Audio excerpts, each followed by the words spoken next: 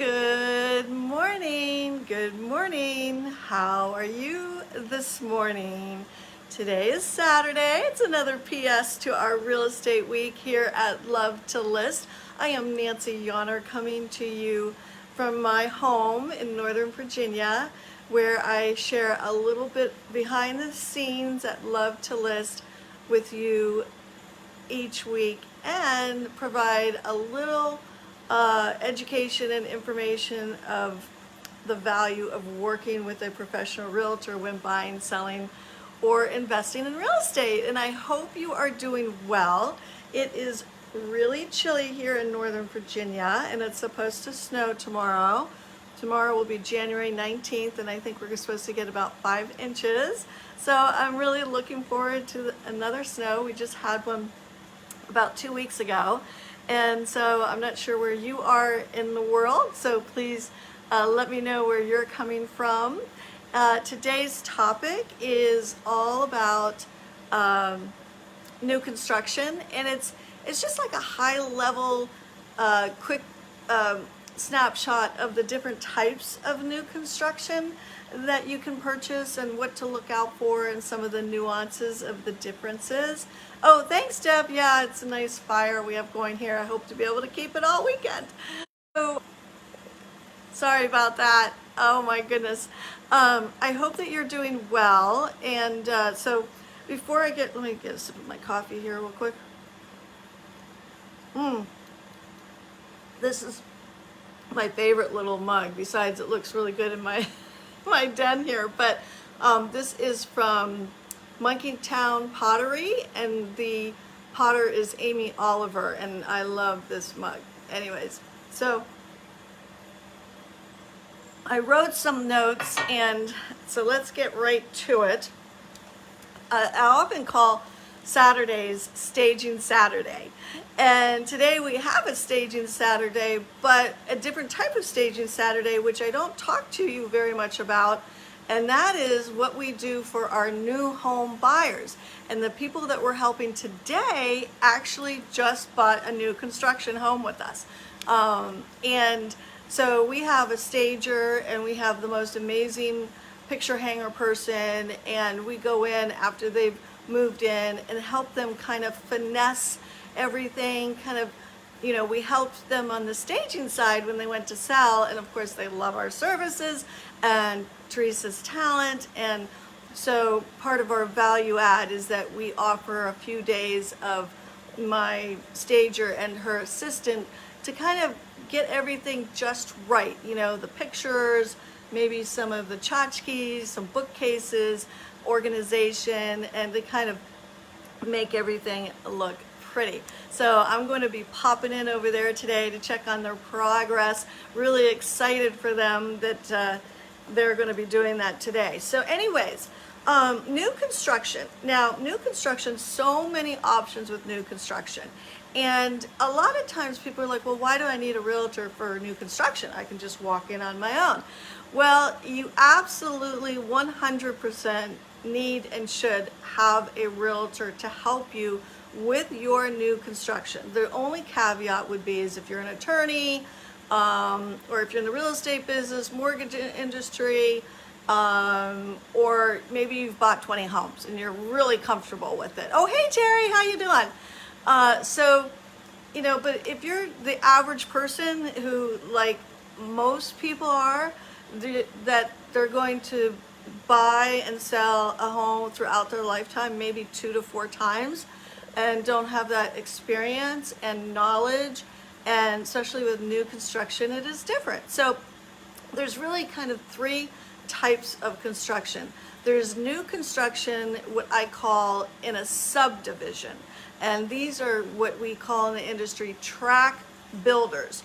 And so in a subdivision, a big planned unit development, we call it a PUD, then what you have normally is the amenities in the community, the shopping in the community. It's almost like, if you commute, you come into your community and you never have to leave. So you've got pools and tennis and ball fields and paths for riding bikes or walking, and you've got your restaurants, your grocery store, your UPS, your ice cream, that type of thing. And most of the times with a planned unit development, a bigger subdivision, you're going to have a choice of different builders. And so you have the subdivision was developed by a developer. And by the time the builders are selling, that project may have been on the books for 10 plus years. And so you have these builders that buy sections of the subdivision and then they offer their product. So as a buyer, buying into a subdivision and with a tract builder, and a tract builder would be what we consider a national builder. So someone that's doing big volume, big corporation, lots of money in the company, and are offering these different floor plans for you. So builders like Brookfield Homes or NV Homes, Toll Brothers, although Toll Brothers doesn't usually mix with other builders. They do their own community. When you have a toll community, it's always just their builder. It's not, they don't share the community with other builders. So that's kind of interesting to note. One of my favorite communities is River Creek, and I think it's so tastefully done because they had these different builders come into the community, whereas Belmont Country Club, it's a nice community, it all kind of has that same flair because it's all toll. So anyways, subdivision and tract homes are probably where most people are going to buy when they do new construction. Now, I will tell you, it is getting harder and harder in our area to find these bigger subdivisions because, as you can imagine, the land is getting less and less. So it's working its way out west. I see a lot of development happening now out towards Winchester and West Virginia and Frederick, Maryland. So rather than closer into the Beltway where we don't see, or out in Ashburn where my office is in the Dulles Airport area, we don't see as many bigger developments. We see some 55 plus communities, some areas within a big development that are starting to be built, but no one is going out and starting a new develop closer in. It's more headed out. So so that's one type of new construction in those tract homes.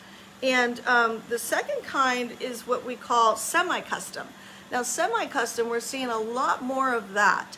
And that is where a builder will come into an established area like downtown Leesburg or Falls Church or Vienna, and they will pick up a lot, a onesie lot, and build on it. Maybe it was an old Rambler on the property, and so they will tear down and redo, or they'll see a swath of land that has never been built on, and they can work with the county, buy that property, and maybe offer 2 to 3 lots or maybe 3 to 10 lots.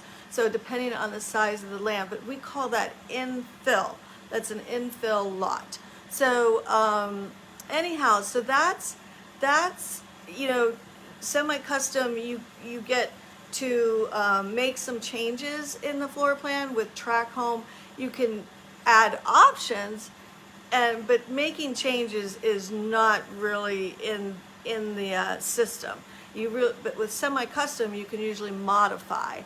And then, and I have a favorite semi-custom builder that I've sold several, and that is Evergreen Homes. And I just love Evergreen Homes. They have a great reputation.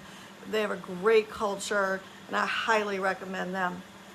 And then you have your total custom. And that is where usually you go out and find your own lot. Maybe you get an architect, and it's a much longer process. You have land studies involved usually. And then you have construction loans, and that's a much more complex purchase, and it's usually a higher income.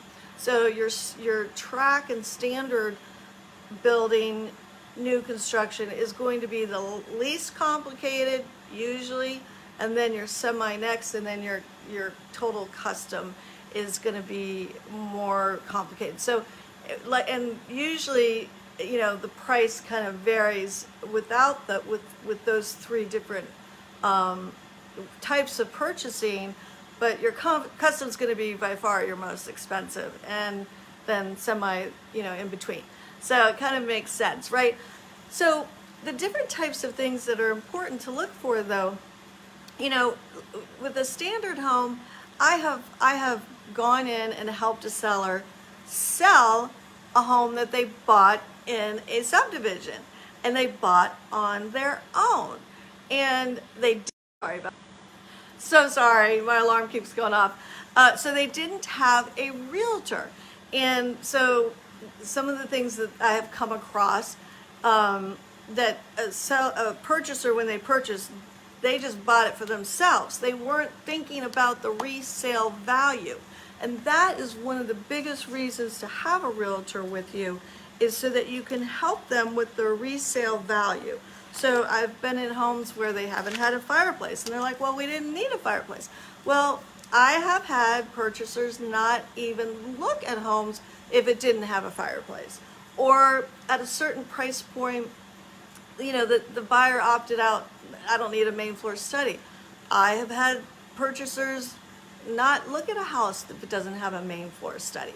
And in today's market, you want 2 studies. So, or a finished basement, or at certain price points, you have to have the 3rd-car garage. Or we recently had a situation where this gorgeous home, and there was no 3rd full bath. It was over 1.5 million, and there was no 3rd full bath on the upper level, and that actually affected the sale of that home. So there are times that the realtor can help you when you're making those buying decisions and selecting your options. Structural options are the most important, and getting a realtor's advice on that is key. So, and then of course with the semi-custom and the custom, I could go on and on and on as to the value that the agent brings every step of the way, because there are different points where you really want an advocate. You really want someone there with you who is going to be in your corner and helping you, guiding you through every step of the way, because the person that is representing the builder, oh hey Russ, we're talking about not new construction, actually represents the builder. They don't represent you in your interests. So that's why it's so critical to have a realtor help you no matter which option you're going with in new construction, because I just summarized the different types of new construction. So I really employ you to, before you embark on looking at new homes, to get with a realtor, understand how that realtor, myself, if you're in the area, can really help guide you. As I said early on in the PS this morning, I'm going to be helping my client today, popping in on a client that we're staging their home for selling because they just bought new construction. And so we're going in and we're helping them with their pictures and their bookcase. I'm just popping in to check on things, but we're with you every step of the way, from the beginning to the middle to the end and beyond. Your realtor should be your number one resource when it comes to all things about your home. So it makes sense to work with a realtor when you're buying new construction. So I hope you found that helpful. Like I said, I could go on and on about all the different tasks and details that come up when buying new construction, more so with the semi and the custom, but even with a tract home. The tract home buying process can be a little daunting too, and you're dealing with corporate, and you really need someone there with you to help you, especially if there's an issue. So anyhow, I hope you found this helpful, and I am looking forward to the snow coming here tomorrow, and I will see you next Saturday. And in the meantime, thumbs up, lots of love, and keep smiling, okay? All right, take care everyone.